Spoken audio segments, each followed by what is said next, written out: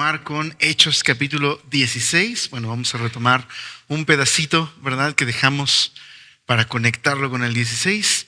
Pero, pues simplemente tomemos un momento para orar y comenzamos nuestro estudio. Padre Celestial, gracias por esta noche en la que tú nos has permitido reunirnos, abrir tu palabra y prepararnos, Señor, para lo que tú quieres hablarnos. Gracias por tu fidelidad, porque sin duda alguna, Señor, eso es lo que estamos celebrando cada que nos reunimos, que eres fiel, que eres bueno, que tú eres nuestro Salvador. Y gracias por Jesús, gracias por enviarlo a morir por nosotros. Permítenos estar atentos a tu palabra mientras descubrimos más y más de Jesús y de su dulce amor por nosotros. Amén. Muy bien, pues la semana anterior comenzamos el primer viaje misionero de Pablo. Vimos del capítulo número 13 al 15 y es en realidad esos capítulos los que describen este primer viaje misionero por una zona cercana, ¿verdad?, a Antioquía, de donde Pablo parte de Antioquía de Siria hacia Galacia del Sur. Pero ahora, a partir del capítulo 16, veremos a Pablo comenzar su segundo viaje misionero. Es muchísimo más amplio el rango de ciudades que visita e incluso Pablo va a atravesar una gran frontera, va a llegar a Europa. Entonces, para facilitarnos entender y comprender cómo lo narra Hechos, vamos a ver un mapa que tenemos aquí en pantalla. Nos va a ayudar muchísimo. Ahí se ve el mapa. Entonces, me voy a hacer un poquito para atrás solo para que pueda yo ver un poquito mejor el mapa. Entonces, una vez más, Pablo sale de Antioquía, ¿verdad?, ahí en Siria, pero va a recorrer algunas de las ciudades que son parte del primer circuito, solo que ahora se va a enfocar, si te das cuenta, en la parte norte de Galacia. Entonces tenemos, por ejemplo, una vez más, Derbe, Iconio, Listra, Antioquía de Pisidia. Troas se va a ir hacia el norte, ¿verdad?, de la parte de Bitinia, es Asia Menor, pero en la parte norte, y cruzaremos hacia Europa. Llegando primero a Macedonia, va a llegar a la capital. Filipos, dice ahí, Filipos es Macedonia, esa es la capital de Europa en este momento, Tesalónica, y de ahí va a descender hasta Atenas y luego Corinto, para emprender un momento en Éfeso, capítulo 19, ahí ya no lo vamos a ver el día de hoy, y entonces a regresar hacia Cesarea para cumplir un voto que él había prometido delante del Señor. Entonces, la estancia en el segundo viaje misionero de Pablo en Éfeso es muy corta porque va a resolver algunos asuntos, pero en su tercer viaje misionero va a visitar Asia y va a hacer una obra impresionante el Señor en ese lugar. Muy bien, entonces, semana pasada, capítulo 15, vimos a Pablo regresar de su viaje misionero para resolver uno de los primeros grandes conflictos de la iglesia primitiva. Era un conflicto muy grande, un conflicto que ponía en peligro la unidad de la iglesia, la comunión de la iglesia. Era el asunto de cuál iba a ser ahora la postura de la iglesia hacia la recepción de los no judíos, de los gentiles en la familia de Dios. Vimos la semana pasada que había cristianos de origen judío que no estaban cómodos, había una tensión, que ellos querían que se circuncidaran estos cristianos gentiles, querían que guardaran los rituales, las dietas de la ley de Moisés. Pablo se opuso, creció la controversia hasta que se convocó un primer concilio en Jerusalén. Y en Jerusalén, bueno, se le permitió a Pablo exponer el evangelio que le estaba predicando. Pedro se levantó, afirmó a Pablo diciendo: esto es así, no debemos imponerle ninguna carga a los gentiles, ni siquiera nosotros como judíos hemos podido cumplir la ley, y Dios les dio al Espíritu al igual a ellos que a nosotros, purificando así sus corazones. Entonces, ¿cuál fue la clausura del concilio? Podríamos resumirlo así. Los líderes de la iglesia de Jerusalén estaban de acuerdo, Santiago, Pedro. Podríamos decir que la experiencia de la iglesia estaban de acuerdo. Pedro narra su experiencia al ir con los gentiles, con Cornelio, y ver cómo Dios les concede el Espíritu. Podríamos decir que también la experiencia no fue suficiente, sino también el testimonio de la Escritura. Santiago cita al profeta Amós para hablar de la gran choza de David, la cual estaba en ruinas, pero Dios ha reconstruido por medio de Jesús, y ahora la familia de Dios se ha ampliado, ya no solo para recibir a judíos, sino a gentiles también, en la gran familia de Dios. Pero algo ha cambiado. El requisito ya no es pertenecer a, digámoslo así, al judaísmo a través de la obediencia a la ley y los rituales, sino que ahora el único requisito es Jesucristo y su Espíritu. Y así forman parte de la familia de Dios. Y una última cosa, también podríamos decir que el Espíritu Santo estuvo de acuerdo. Entonces, los líderes de la iglesia, la experiencia de Pedro, el testimonio de las Escrituras y el Espíritu Santo, todos concluyeron no imponer ninguna carga a los gentiles. Ellos son ciudadanos de la familia de Dios, igual que cualquier judío creyente en Cristo, sin imposición de ningún ritual. Bueno, ese fue el consenso, ¿verdad? Entonces, aprendimos que la iglesia aprendió a vivir en la gracia de Dios sin legalismos, pero tampoco libertinajes.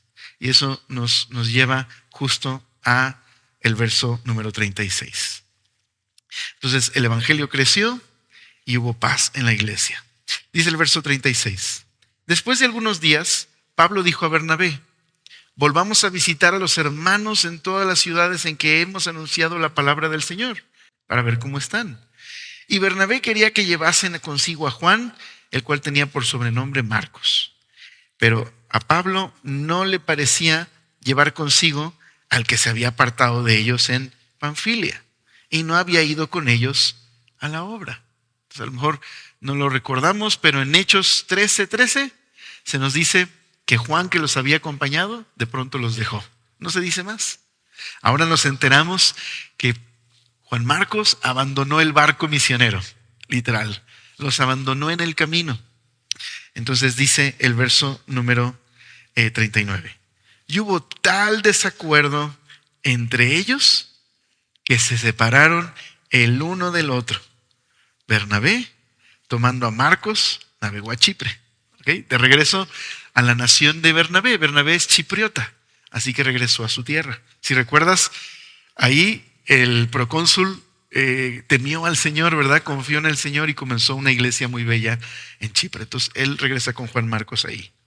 Y Pablo, escogiendo a Silas, salió encomendado por los hermanos a la gracia del Señor y pasó por Siria, Cilicia, confirmando a las iglesias. Ok.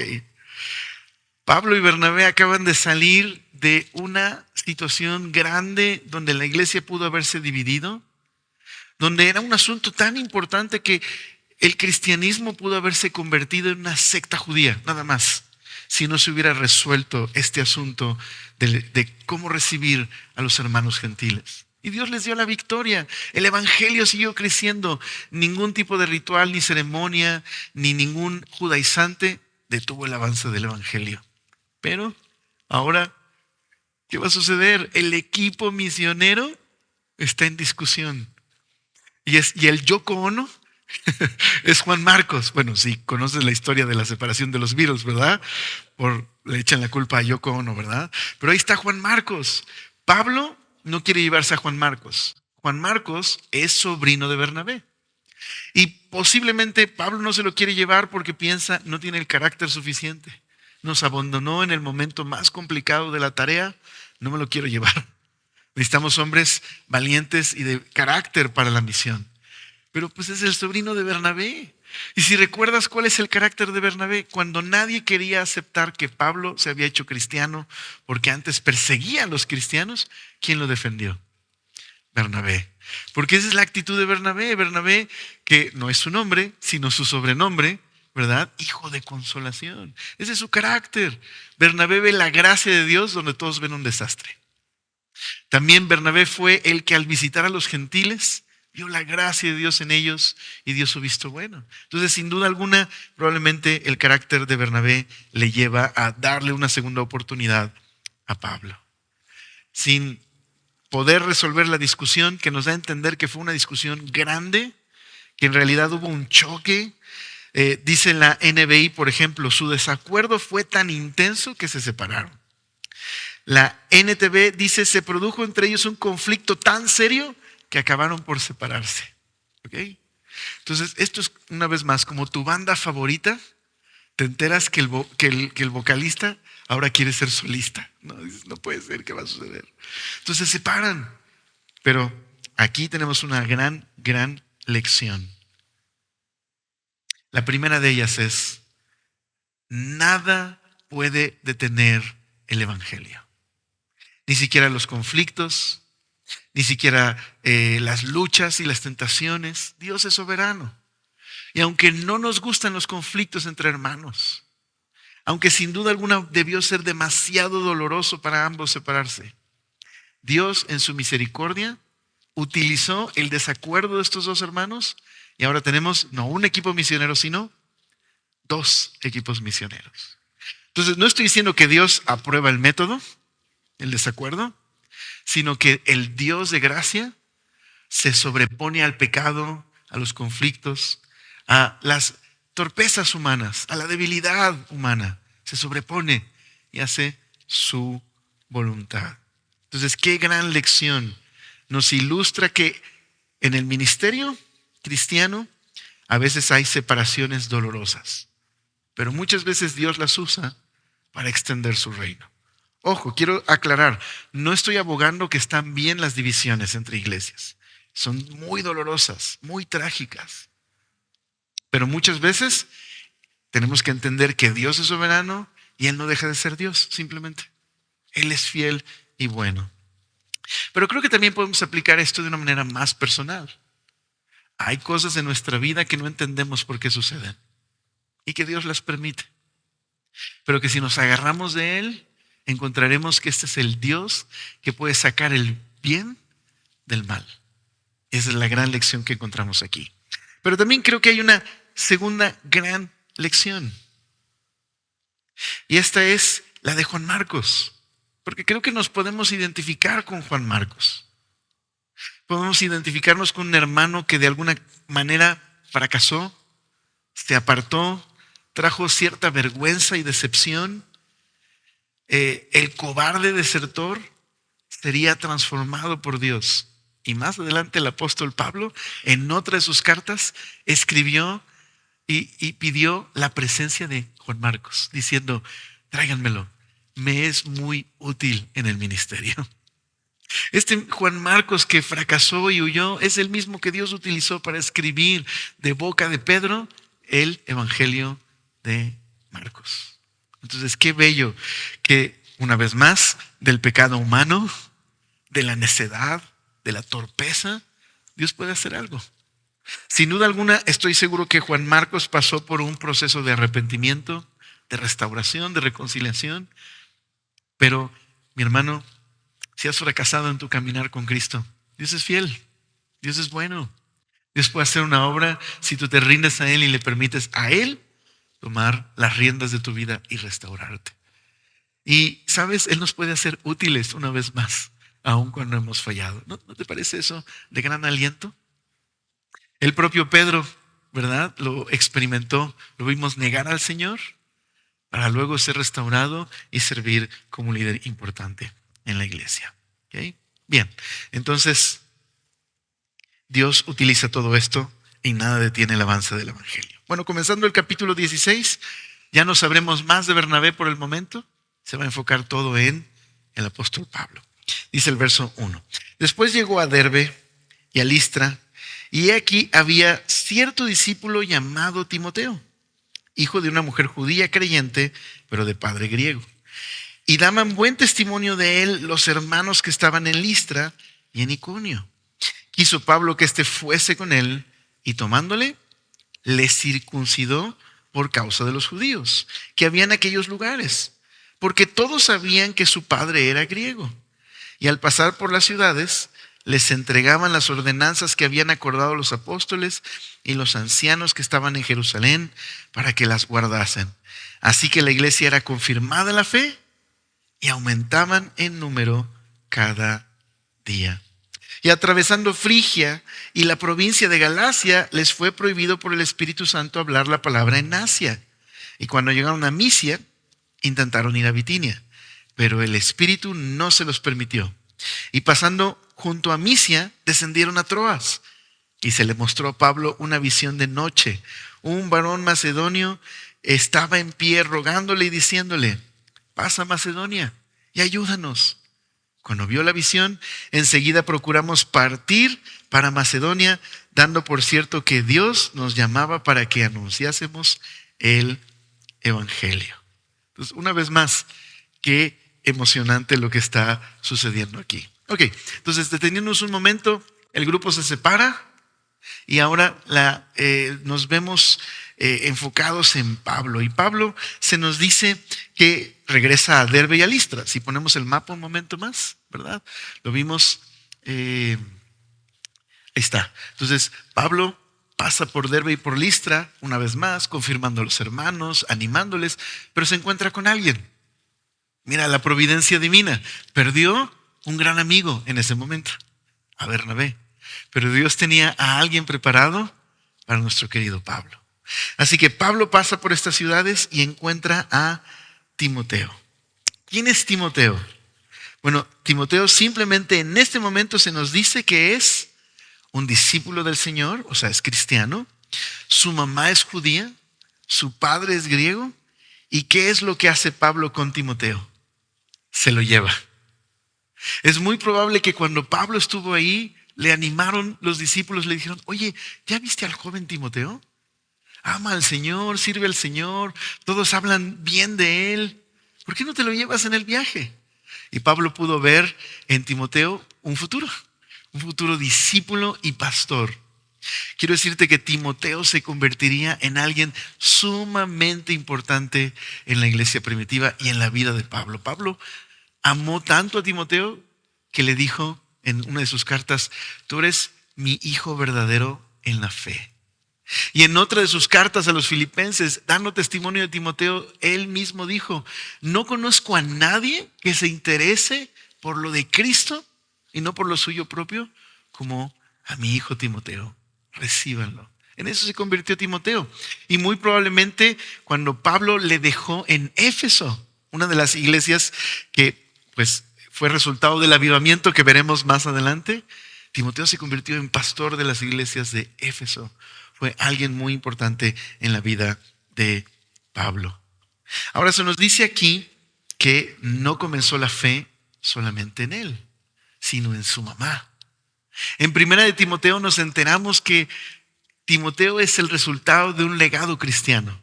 Primero en su mamá y en su abuelita. Así que Timoteo es el resultado de mujeres piadosas que amaron al Señor, que servían al Señor y criaron a Timoteo en la fe. Así que si eres mamá o abuelita, te quiero animar. Animar a que veas que tu labor de orar por tus hijos o tus nietos, de hablarles del Señor, no es en vano. Dios puede levantar Timoteos a través del cuidado y el amor que tú tienes por ellos. Sigue siendo fiel al Señor, ¿verdad? Pero claro, eso no solo es para mamás y abuelitas, ¿verdad? Sino para cualquier padre. Bueno, te animo a que ores por tus hijos y que inviertas en ellos. Ahora, a lo mejor alguien aquí me va a decir: oye, Alex, yo aquí encuentro como que a un Pablo medio contradictorio. No dijo y no defendió y no hacía capa y espada que no había de imponerse una carga ni circuncidar a los gentiles. ¿Por qué agarra a Timoteo y lo circuncida por causa de los judíos? No se enojó con Pedro por andar ahí sintiéndose presionado por los hermanos de Judea. ¿Por qué lo hizo? Ojo, déjame decirte algo. No es que Pablo despreciara la cultura judía o despreciara la circuncisión, sino lo que Pablo enseñó es que no debía imponerse ningún tipo de requisito para la salvación que no fuera uno: Jesús y el Espíritu. Ahora déjame decirte, Timoteo es judío mestizo, ¿ok? Su mamá es judía, su papá es griego. Así que tenía sentido circuncidarlo si se lo iba a llevar y otros judíos iban a reconocer a Timoteo como un judío. Iba a ser un tropiezo, una carga, una dificultad para el propio Timoteo porque él era mitad judío. Así que Pablo, sensible a la cultura y no queriendo poner ningún impedimento para que otros puedan escuchar el evangelio, lo circuncidó. Y sabes qué, Timoteo estuvo dispuesto por amor a otros, pero nunca hizo esto con otra persona que no fuera como Timoteo. Por ejemplo, Tito, otro de sus colaboradores, él era completamente griego y él no permitió que lo circuncidara. No tenía sentido, él no era un judío. ¿Okay? Entonces, una vez más, aprovecho para decir, aguas con los judaizantes, los que te dicen que necesitas cumplir que estas leyes, que estas otras, que necesitas circuncidarte y comer dietas. Mira, lo repito, la Escritura está de acuerdo. Pedro y su experiencia está de acuerdo. Los líderes de la iglesia están de acuerdo. El Espíritu Santo está de acuerdo. Toda la revelación bíblica está de acuerdo. El único requisito para formar parte de la familia de Dios es Jesús y el Espíritu. Punto. Ok, continuamos.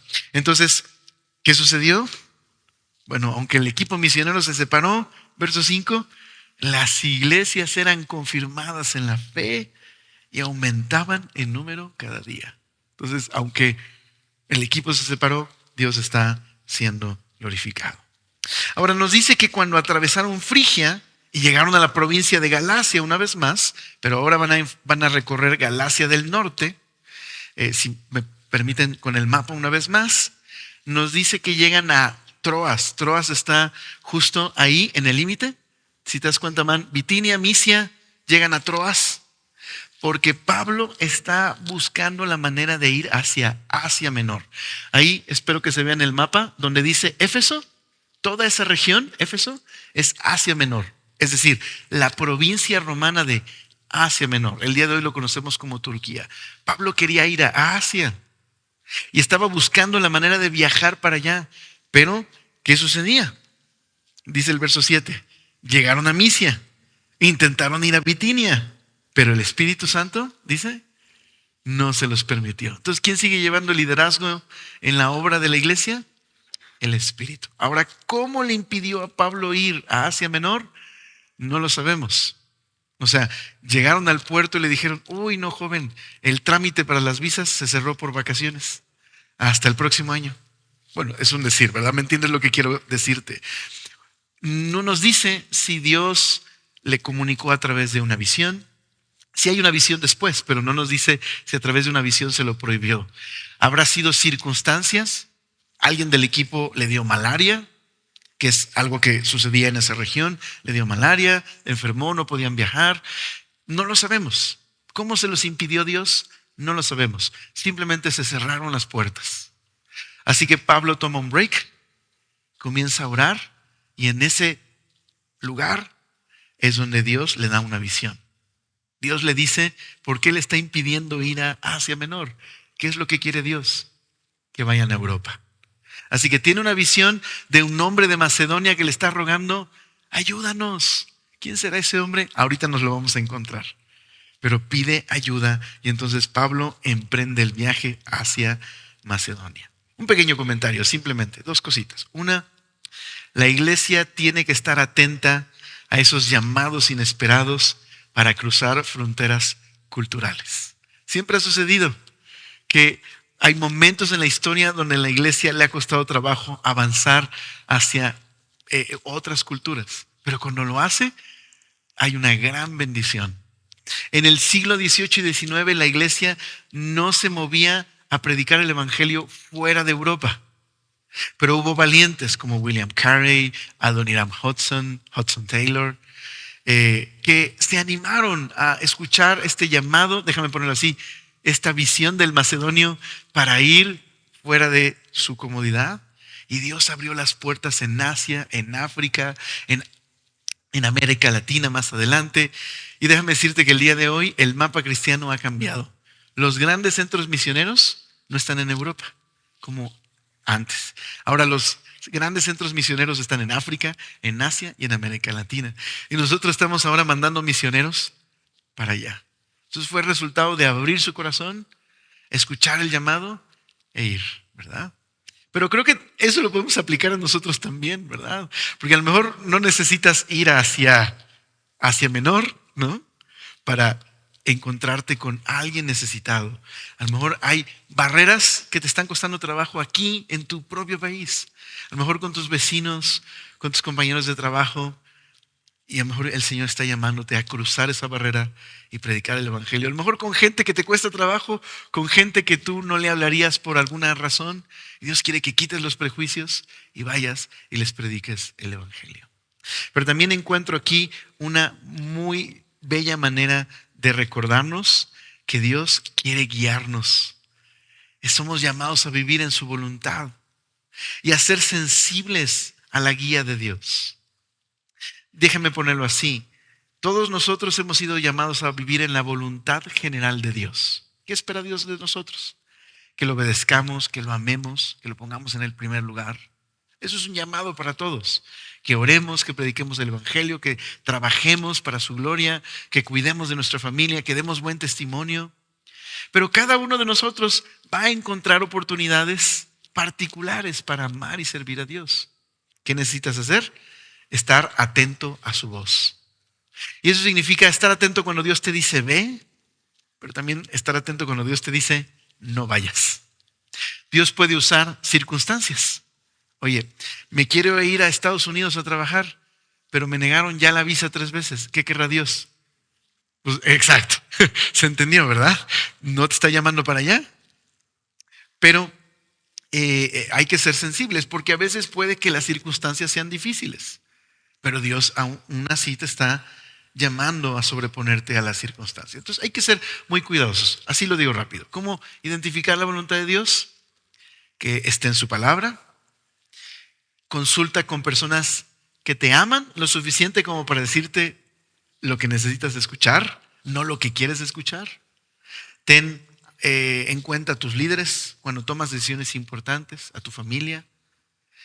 Escucha las circunstancias si te están indicando algo acerca de la voluntad de Dios.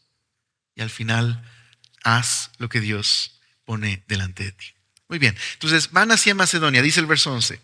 Zarpando pues de Troas vinimos con rumbo directo a Samotracia y el día siguiente a Neápolis y de ahí a Filipos, que es la primera ciudad de la provincia de Macedonia.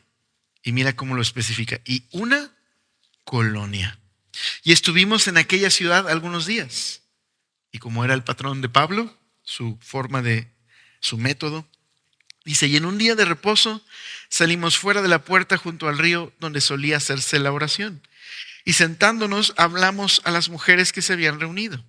Entonces una mujer llamada Lidia, vendedora de púrpura de la ciudad de Tiatira, que adoraba a Dios, estaba oyendo y el Señor abrió el corazón de ella para que estuviese atenta a lo que Pablo decía.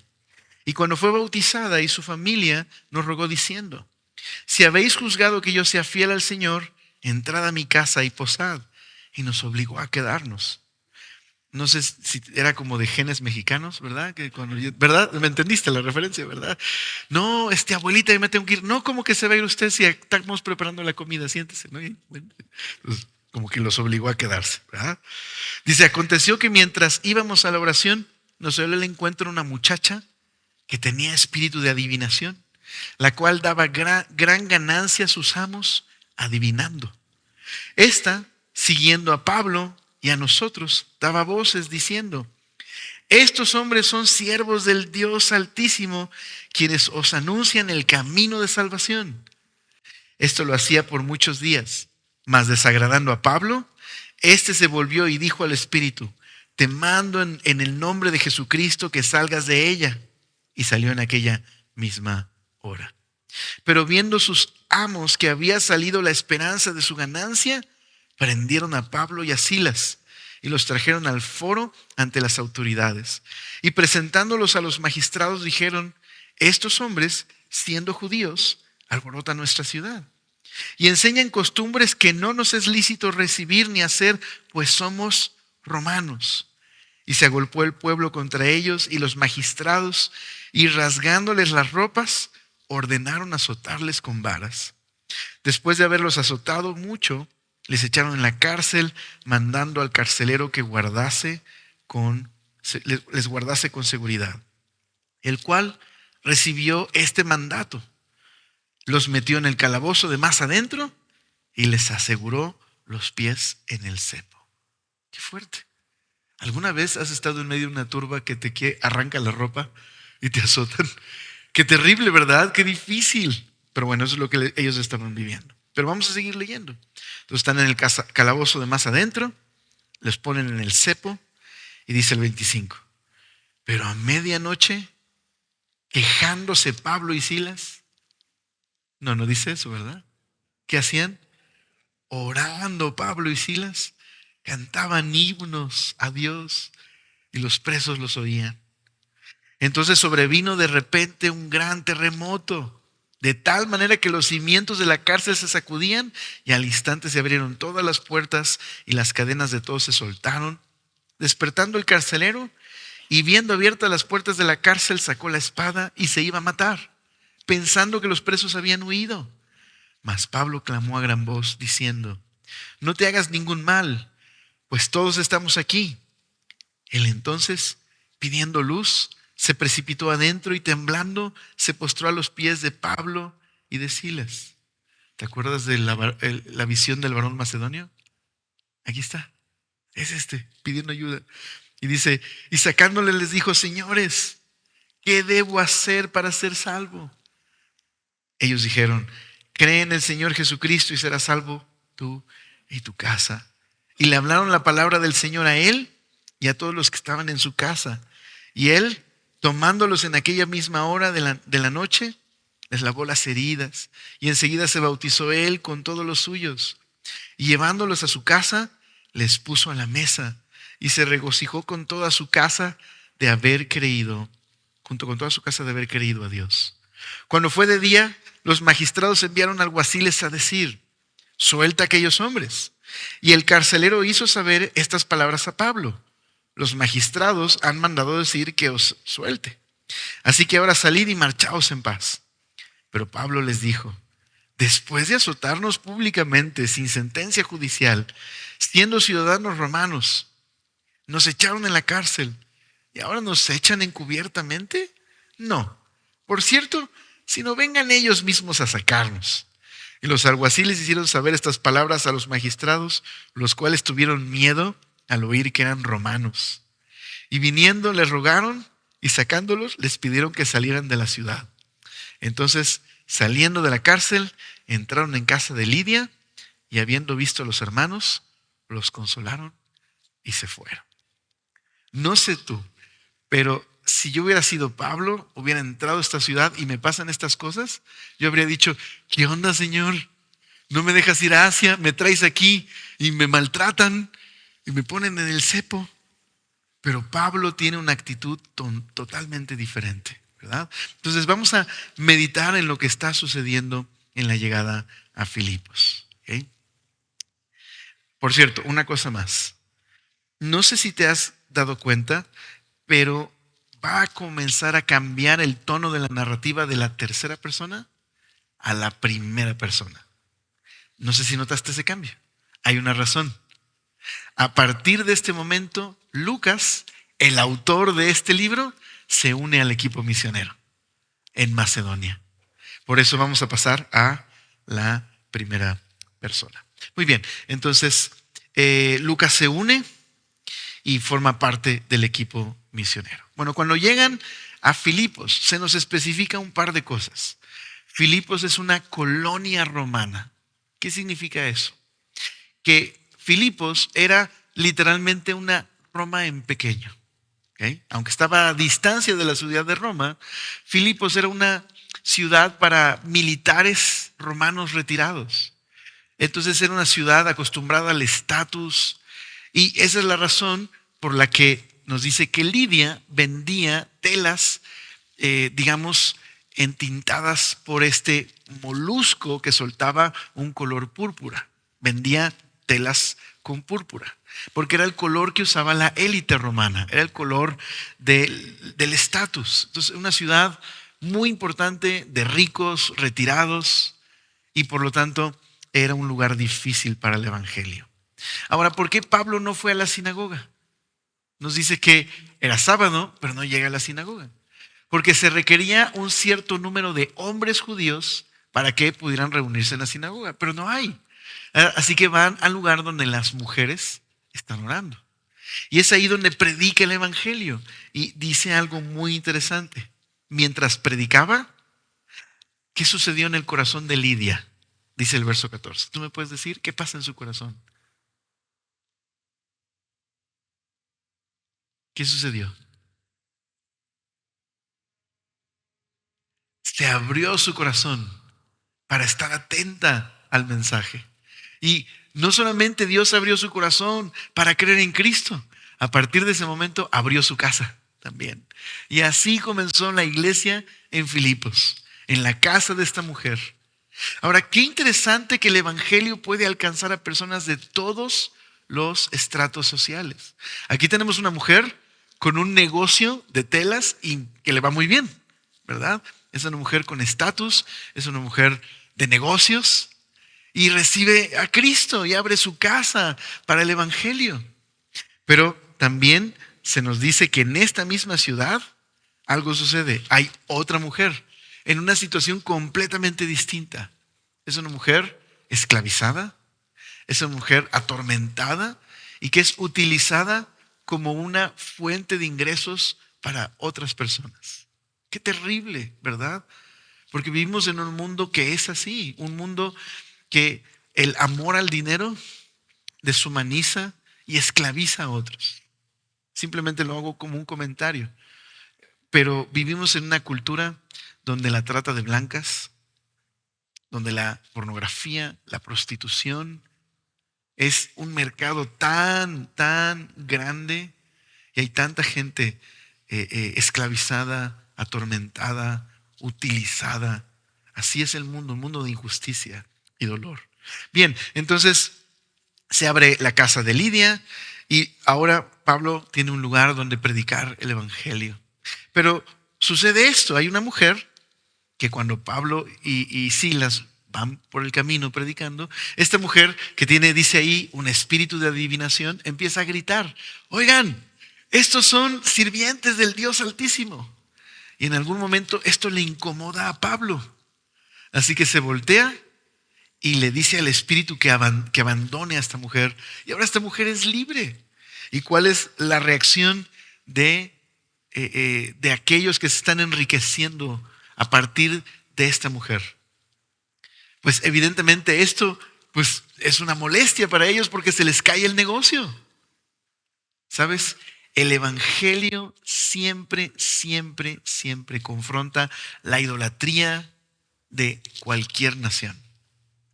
Toda nación pone su esperanza en su política, en su economía, en su cosmovisión, su forma de vida. Y el evangelio es una confrontación a este mundo. Siempre que llega el evangelio, libera a las personas. Y eso es una confrontación con aquellos que se enriquecen a expensas de los demás.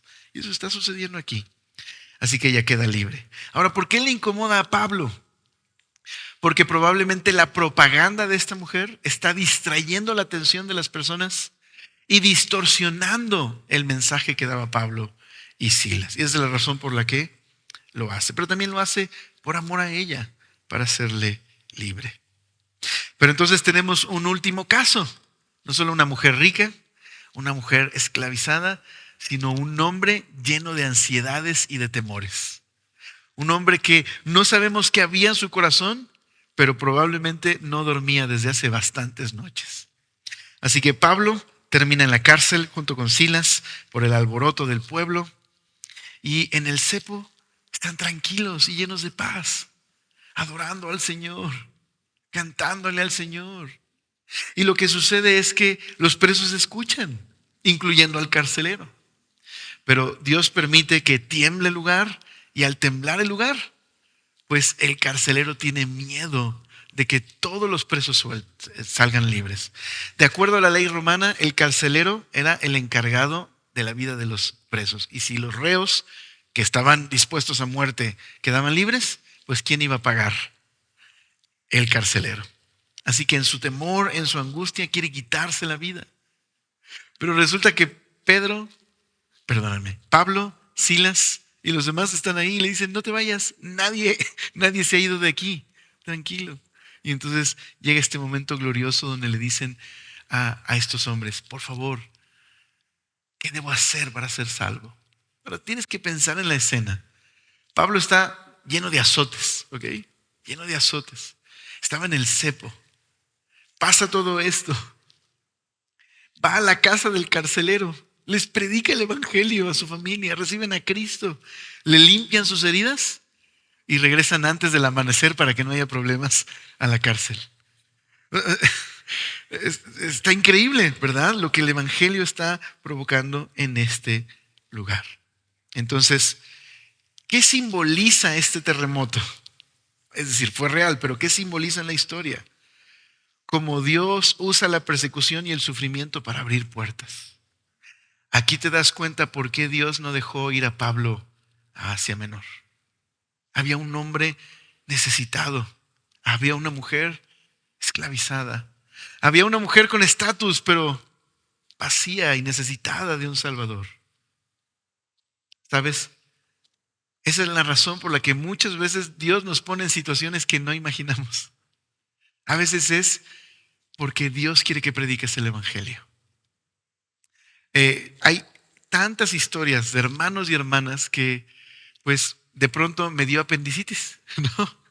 Y terminé en el hospital, pero le empiezan a predicar a los enfermeros, a los doctores, empiezan a predicarle a las otras personas que están alrededor en cama junto con esta persona, ¿verdad?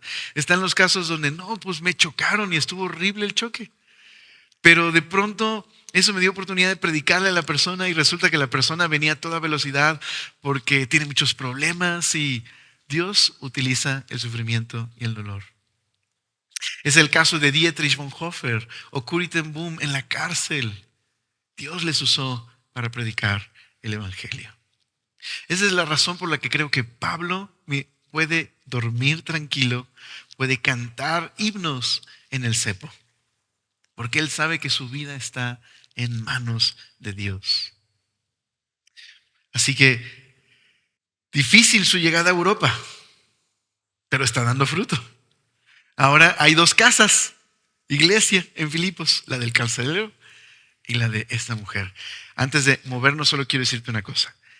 Los filipenses se convirtieron en los mejores amigos de Pablo y en los que apoyaron su labor misionera durante años. Si te interesa saber más de ellos, lee por favor la carta a los filipenses. ¿Cómo le irá Pablo en Europa? Continuando. Bueno, veamos. Dice verso 1 del capítulo 17. Pasando por Anfípolis y Apolonia, llegaron a Tesalónica, donde había una sinagoga de los judíos. Y Pablo, como acostumbraba, fue a ellos por 3 días de reposo.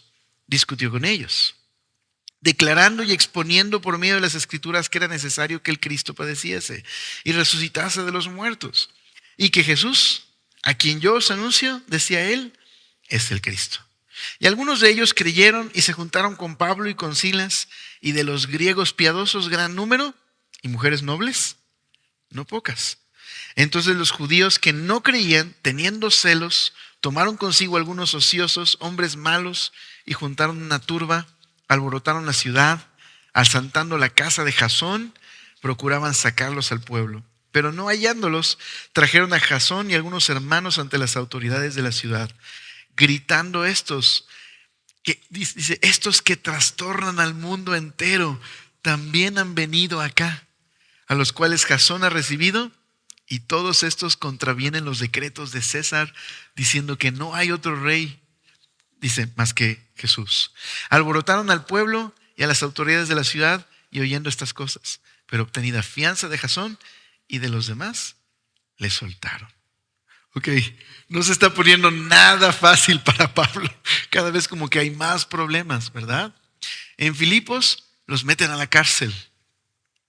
Y las autoridades romanas porque no había razón por qué encarcelarles. Al otro día los dejan ir. Pero Pablo le dice a los magistrados, o sea, nos azotan, nos meten a la cárcel sin juicio y ahora nos sacan así nada más. No, somos ciudadanos romanos, que vengan ellos por nosotros. Ahora, ¿por qué razón? Porque Pablo era un ciudadano romano. ¿Y sabes qué? Un ciudadano romano tenía muchos derechos bajo el imperio. No podías hacer lo que le hicieron a Pablo sin un juicio. No sabían que eran ciudadanos romanos, entonces ahora estaban muy asustados por las represalias. ¿Por qué Pablo sacó sus credenciales? Yo creo que lo hizo para proteger a Lidia y al carcelero. De esa manera no se meterían con ellos. Pero ahora también vemos una situación donde las autoridades se juntan para perseguir a los apóstoles. Ahora, ¿no te encanta la acusación en su contra? ¿Cuál es la acusación? ¿De qué los acusan? Estos que trastornan al mundo entero han venido también acá. Es maravilloso. Mira lo que está haciendo el Evangelio, que por todos lados se está escuchando de estos cristianos. Ahora hay una falsa acusación y una acusación verdadera. ¿Cuál es la falsa acusación? Que están diciendo que Pablo enseña a no obedecer al César, lo cual no era verdad. Los cristianos eran los más obedientes a las autoridades. Lo podemos saber porque el mismo Pablo en su carta a los romanos, Romanos 13, les dice que la autoridad local había sido puesta por Dios y que era necesario obedecerla. También Pedro en su carta le dice a los cristianos en el capítulo 2 que los cristianos deben honrar a todos y honrar al rey y a las autoridades. Entonces no enseñaban a ser revoltosos, pero la acusación que sí es cierta es que sí enseñaban que había un rey por encima del César.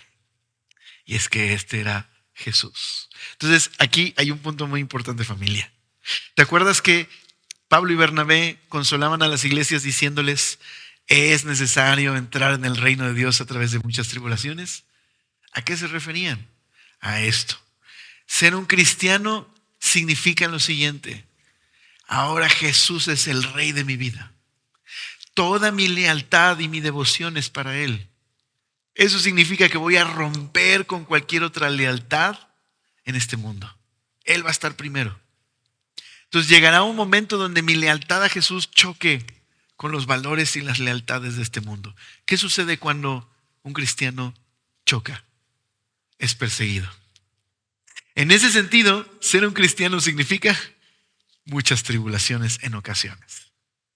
Porque nuestros valores y nuestro amor a Jesús no son los valores y el amor que tiene este mundo. Este mundo adora otra cosa, ama otras cosas.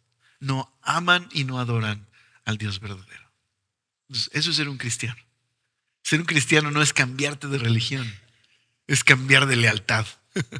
De una lealtad a mí mismo y a este mundo por una lealtad absoluta a Jesús. Es en ese sentido que Jesús mismo dijo, si alguno quiere ser mi discípulo, tome su cruz y sígame. Porque nadie que ame más a su familia que a mí puede ser mi discípulo. Entonces Jesús no está diciendo que odies a tu familia. Jesús está diciendo que ahora Él es el número uno en tu vida. Pregunta, familia, ¿es el número uno Jesús en nuestra vida? ¿Cómo define eso nuestra manera de vivir y nuestras decisiones?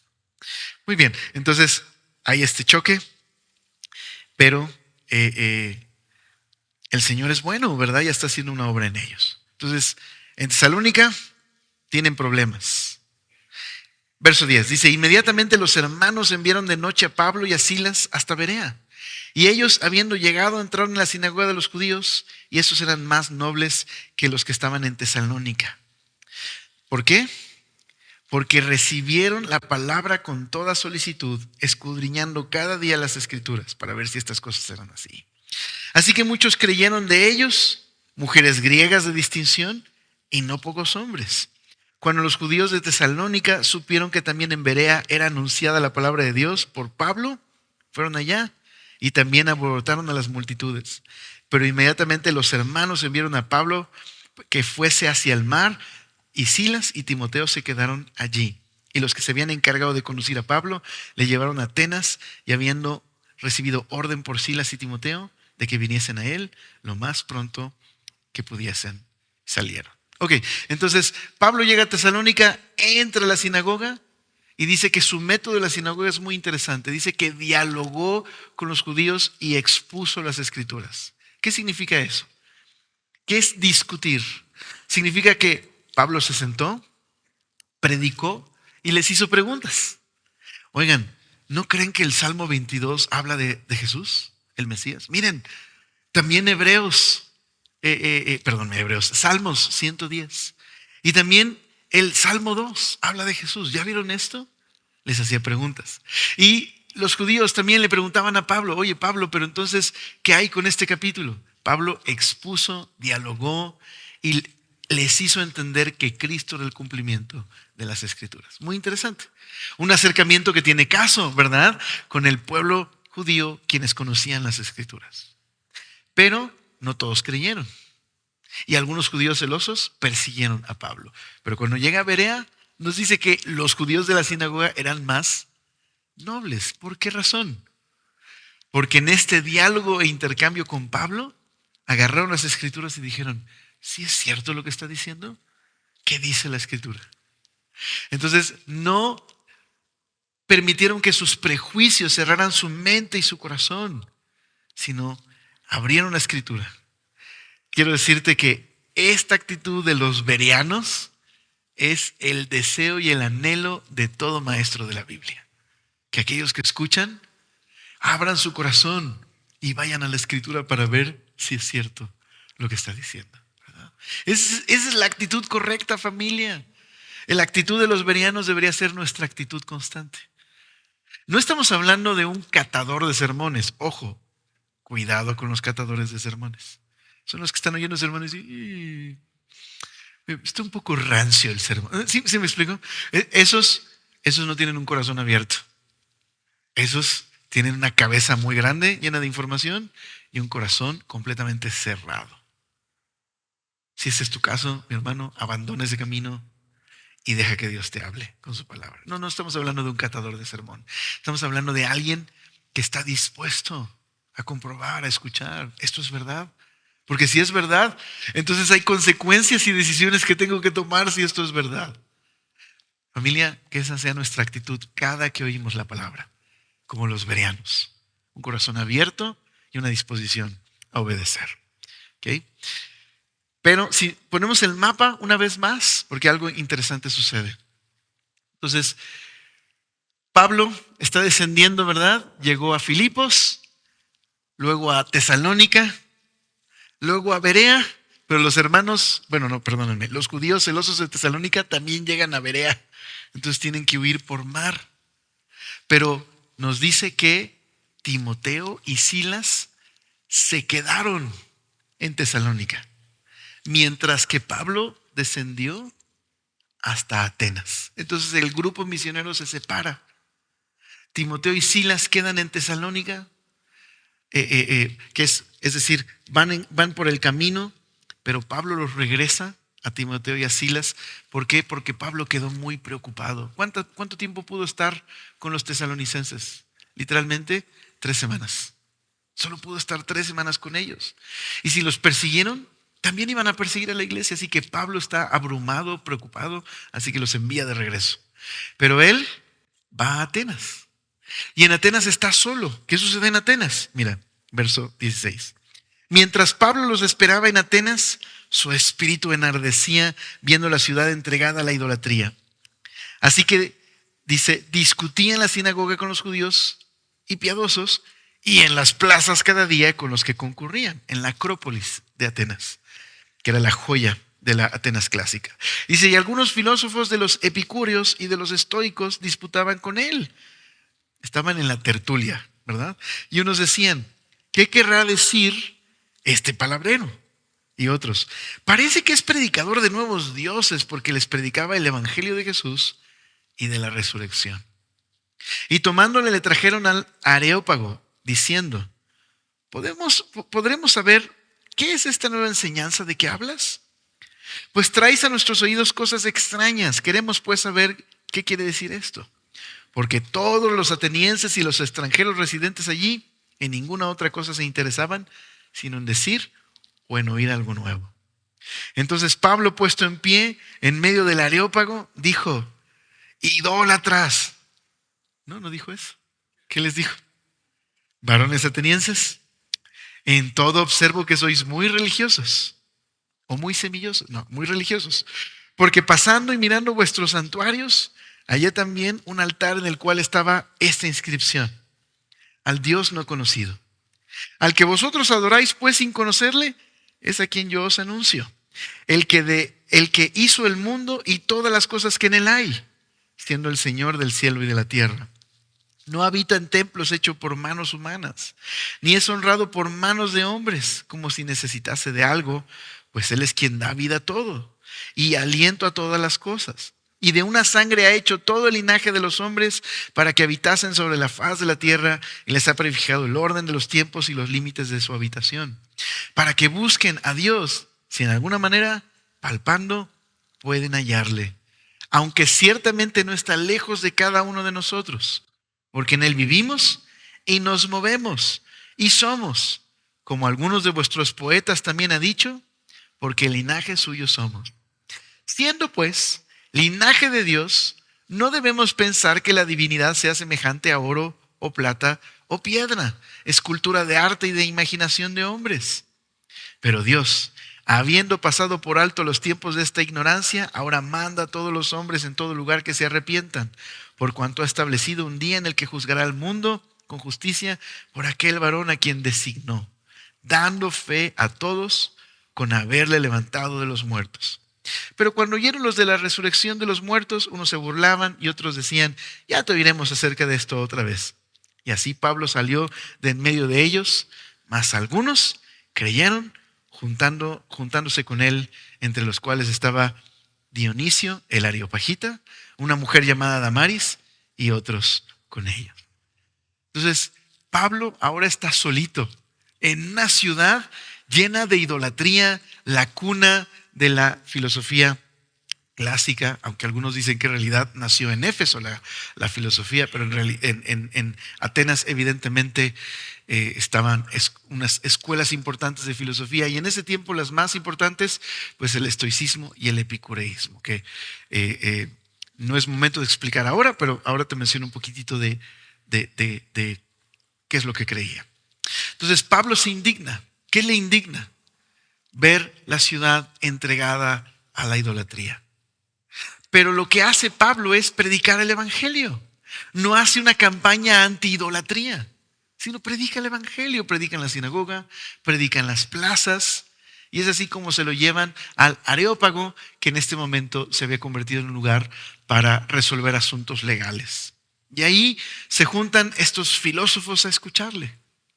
Y Pablo, qué impresionante, Pablo está preparado, era muy versátil, podía hablar con un niño del evangelio y podía pararse con maestros de Oxford, de Yale, y hablarles del evangelio. Impresionante.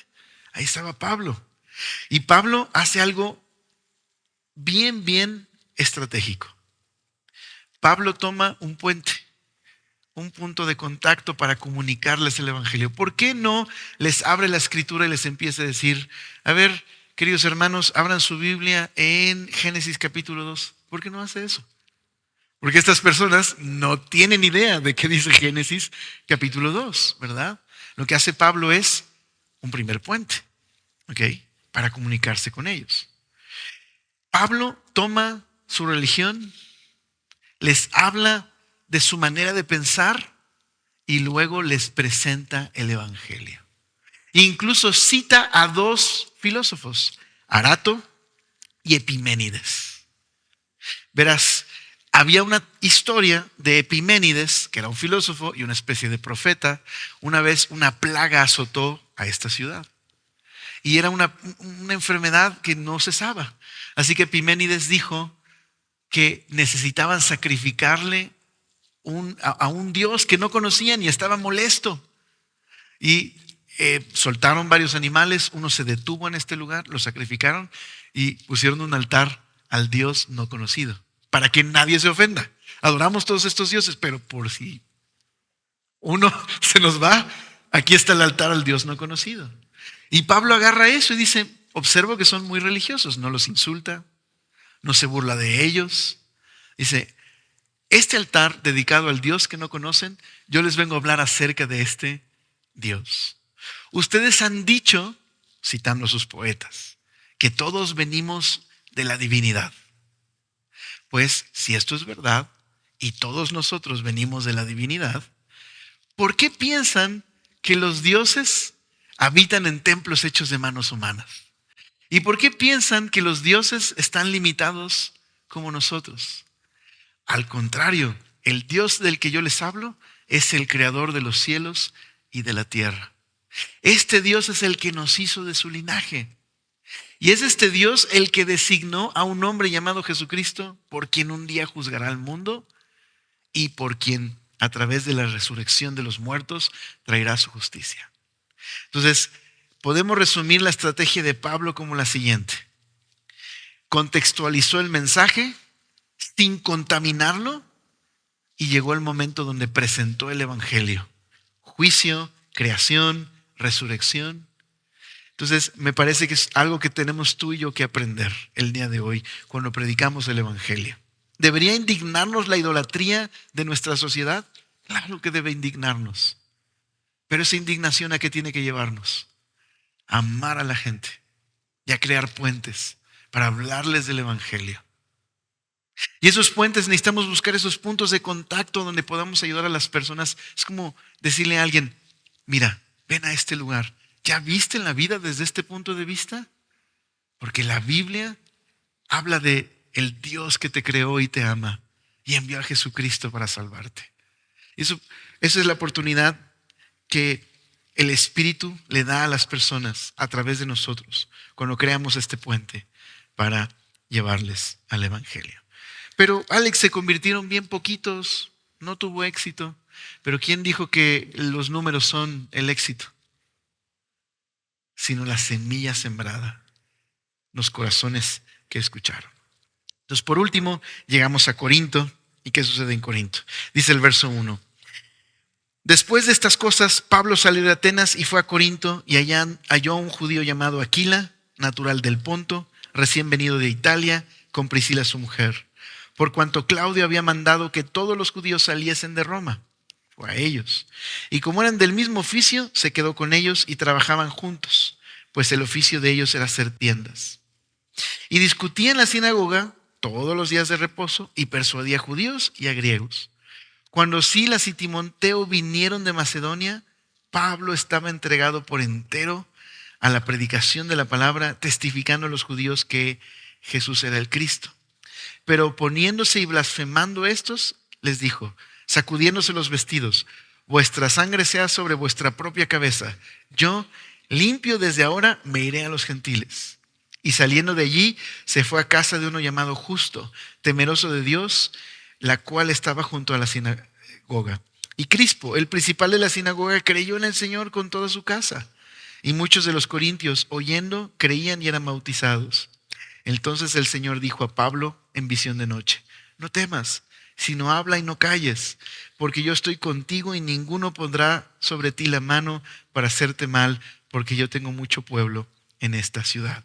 Y se detuvo allí 1 año y 6 meses enseñándoles la palabra de Dios. Pero siendo Galión procónsul de Acaya, los judíos se levantaron de común acuerdo contra Pablo y le llevaron al tribunal, diciendo, este persuade a los hombres a honrar a Dios contra la ley. Y al comenzar Pablo a hablar, Galión dijo a los judíos, si fuera algún agravio o algún crimen enorme, oh judíos, conforme a derecho os toleraría. Pero si son cuestiones de palabras y nombres y de vuestra ley, vedlo vosotros, porque yo no quiero ser juez de estas cosas. Y les echó del tribunal. Entonces todos los griegos, apoderándose de Sóstenes, principal de la sinagoga, le golpeaban delante del tribunal, pero a Galión nada le daba de ello. Mas Pablo, habiéndose detenido muchos días allí, después se despidió de los hermanos y navegó a Siria, y con él Priscila y Aquila, habiéndose rapado la cabeza en Cencrea, porque tenía hecho voto. Y llegó a Éfeso, Y los dejó allí y entrando en la sinagoga discutía con los judíos, los cuales le rogaban que se quedase con ellos por más tiempo, mas no accedió, sino que se despidió de ellos, diciendo: es necesario que en todo caso yo guarde en Jerusalén la fiesta que viene, porque otra vez volveré a vosotros si Dios quiere. Y zarpó de Éfeso. Y habiendo arribado a Cesarea, subió para saludar a la iglesia y luego descendió a Antioquía. Después de estar allí algún tiempo, salió recorriendo por orden la región de Galacia y de Frigia, confirmando a todos los discípulos. Y ese es el fin del segundo viaje misionero de Pablo. Entonces, Pablo llega a Corinto, pero en Corintios, no aquí en Hechos, pero en Corintios nos dice que llegó con mucho temor, llegó preocupado. O sea, no le ha ido nada bien a Pablo. En cada ciudad donde Pablo ha estado ha habido un choque, lo corren, lo amenazan, se involucran las autoridades, los judíos alborotan al pueblo. E incluso no hubo mucho éxito en Atenas. Es decir, no me contradigo lo que dije anteriormente, sino el ánimo del predicador, ¿verdad? Ha estado por todos estos lugares, llegó a Atenas, no muchos se convierten, llega a Corinto y está preocupado. Está preocupado Pablo. Y encima de eso, Pablo está preocupado por los hermanos de las iglesias que él ha dejado. O sea, imagínate estar en los zapatos del apóstol. ¿Se sostendrán los hermanos? ¿Tendrán el valor suficiente los discípulos para mantenerse firmes a pesar de la persecución? Qué difícil estar ahí luchando, que te persigan, que te rechacen y todavía preocuparte de que quizás tu labor fue en vano. Entonces llega a Corinto, llega a la sinagoga. Ok, Señor, ahí va de nuevo.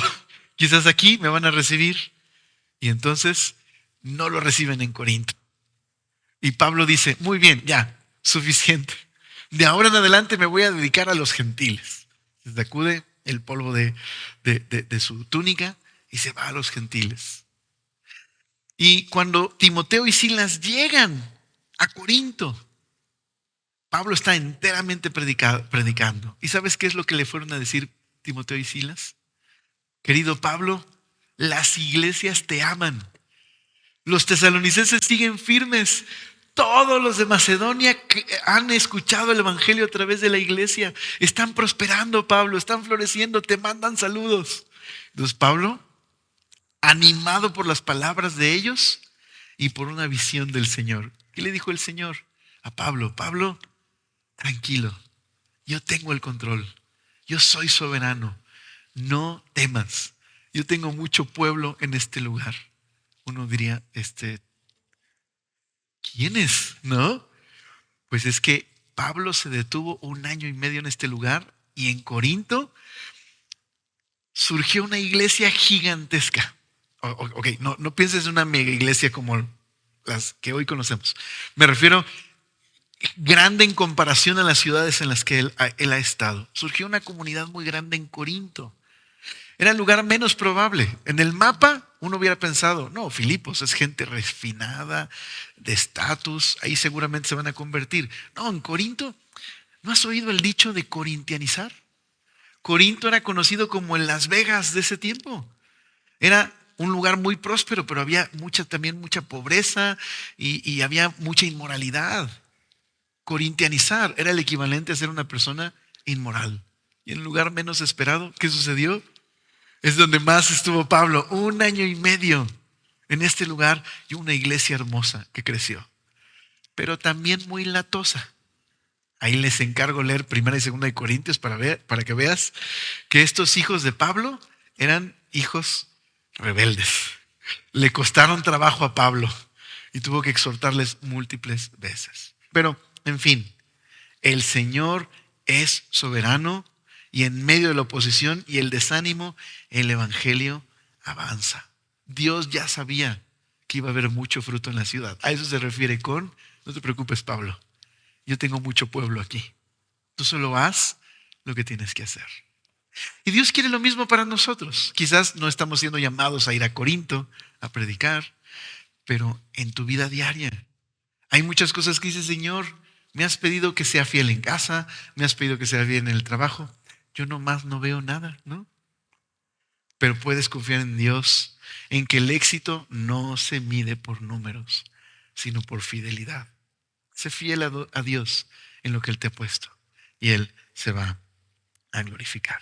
Bueno, por último, hay un pedacito que pareciera como que no tener mucho sentido, pero tiene sentido para el capítulo 19. Pero lo dejamos para la siguiente semana, ¿vale? Que simplemente es Apolos llegando a Corinto, y Apolos es un predicador que Dios está usando, pero solo conoce el bautismo de Juan.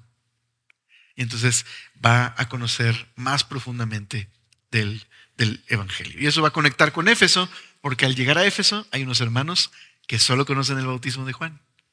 Y va a haber un gran avivamiento. Entonces el capítulo 19 es el comienzo del segundo viaje misionero. Bien, entonces, en resumen, ¿qué aprendimos el día de hoy a lo largo de Hechos?